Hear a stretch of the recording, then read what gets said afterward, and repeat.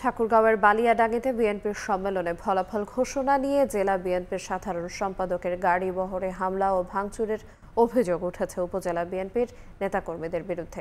এ ঘটনায় আহত হয়েছে 4 জন। জেলা বিএনপির সাধারণ সম্পাদক মির্জা ফয়সল আমিন অভিযোগ করেন, উপজেলা বিএনপির দ্বিবার্ষিক কাউন্সিলের ভোট গণনা শেষে রাত 8টায় ফলাফল ঘোষণা করে ফিরে যাবার পথে তার গাড়ি বহরে হামলা চালানো হয়, ভাঙচুর করা হয় একটি প্রাইভেট কার।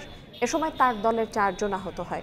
অন্যদিকে উপজেলা নেতাকর্মীদের দাবি, ভোট শেষে গণনা নিয়ে টালবাহানা ও কারচুপি করে জেলা বিএনপি নেতাকর্মীরা। দীর্ঘ সময়ও ফলাফল না দিয়ে চলে যেতে চায় তারা, আর এতেই সৃষ্টি হয় বিশৃঙ্খলা।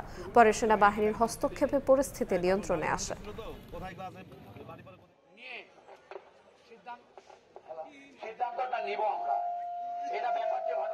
আমরা চাই সুষ্ঠু এবং গণনা ফেয়ারলি, যেখানে মার্কা হয়েছে সেই মার্কা সবার সামনে প্রকাশ করবে, কোনো এখানে ষড়যন্ত্র চলবে না। ভোটের শেষ করে যখন আমরা ডিক্লারেশন দিয়ে দিয়েছি, দেওয়ার পরে আমরা যখন ফিরে আসছি তখন পিছন থেকে, সামনে থেকে, ডান থেকে, বাম থেকে বিভিন্ন জায়গা থেকে তারা অতর্কিত হামলা করেছে। উনি যখন যাচ্ছিলেন তখন এই বিষয়ে কিংবা কারা পিছনে চেয়ার ডিল মারছে এটা আমরা বুঝতে পারছি, বাট কে করছে এটা অন্ধকারের মধ্যে বোঝা যায়নি।